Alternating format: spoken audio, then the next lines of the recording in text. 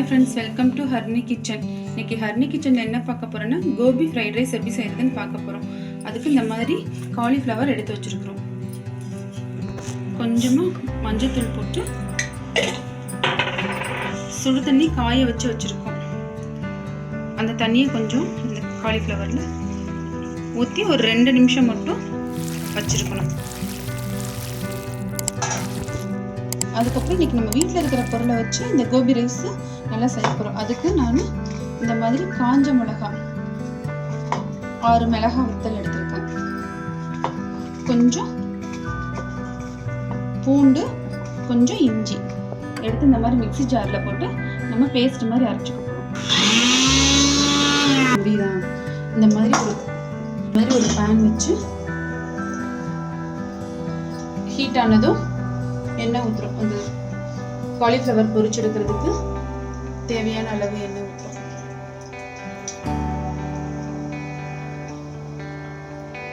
நல்லா வடிச்சு எடுத்து வச்சிருக்கோம். இதை எடுத்து கழுவி சுடுதண்ணி போட்டு கழுவி வச்சிருந்ததை எடுத்து வச்சிருக்கோம். வடிச்சு தண்ணி இல்லாமல் வடிச்சு எடுத்து வச்சிருக்கோம்.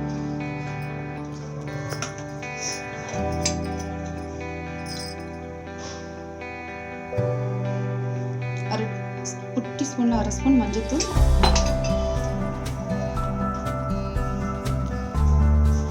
காரத்துக்கு தகுந்த மாதிரி 3 குட்டி ஸ்பூன் மிளகாய்த்தூள்,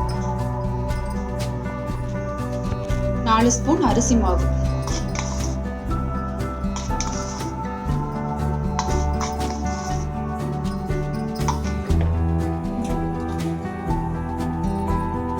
மூணு ஸ்பூன் கடலை மாவு,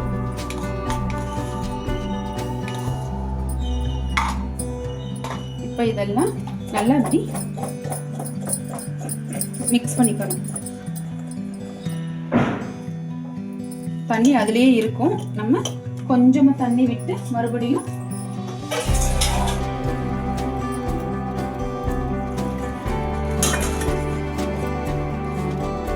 இந்த மாதிரி கொஞ்சமா தண்ணி விட்டு நல்லா இந்த மாதிரி கிளறி எடுத்துக்கணும்.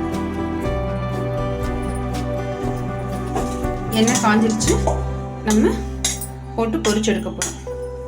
காலிஃப்ளவரை இந்த மாதிரி கொஞ்சமாக போட்டு பொரிச்சு எடுக்க போறோம். நல்லா கிறிஸ்பியாக இருக்கும். நம்ம கோபி ரைஸ் செய்கிறதுக்கு நல்ல டேஸ்ட்டாக இருக்கும்.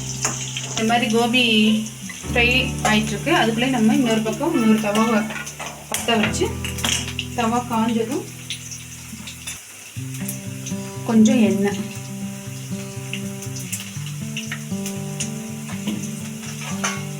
இந்த மாதிரி பொடியா வெங்காயம் கட் பண்ணி வச்சிருக்கோம். எண்ணெய் காஞ்சதும் அதில் போடணும்.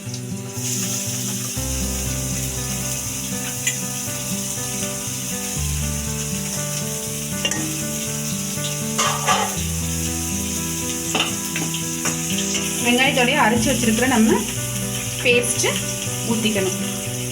அந்த பச்சை வாசம் போகிறதுக்காண்டி தான் நம்ம அப்படியே ஊற்றிக்கிறோம். கிளறி விடணும். நல்லா வதங்கிடுச்சு. இப்போ நம்ம இது கூட கட் பண்ணி வச்சிருக்கிற பொடிசா கட் பண்ணி வச்சிருக்கிற கேரட்,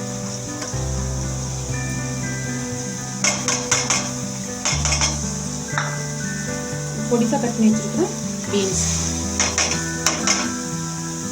போட்டு நல்லா இந்த மாதிரி கிளறிக்கணும். 5 நிமிஷம் இந்த மாதிரி ஃப்ரை பண்ணால் போதும். கொஞ்சமாக உப்பு போட்டுக்கிறோம் வேகிறதுக்கு. நல்லா ஃப்ரை ஆகிடுச்சு. ஃப்ரை ஆனதுமே நம்ம இந்த மாதிரி பாஸ்மதி ரைஸு வேக வச்சு எடுத்து வச்சுருக்கேன். இந்த மாதிரி உதிரியாக இருக்கணும். இப்போ இது கூட இந்த பாஸ்மதி ரைஸை கொஞ்சம் கொஞ்சமாக போடுறோம். இப்போ இந்த மாதிரி சாப்பாடை போட்டுருக்குறோம். இப்படி மெதுவாக கிளறணும். இந்த மாதிரி ஃப்ரை பண்ணி வச்சுருக்கிற கோபியை, காலிஃப்ளவரை இந்த மாதிரி சாப்பாட்டோட போட்டு மிக்ஸ் பண்ணிக்கலாம்.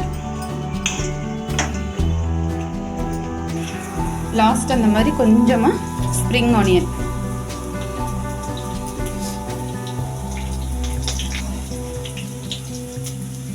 நமக்கு சுவையான கோபி ஃப்ரைட் ரைஸ் ரெடி ஆயிடுச்சு.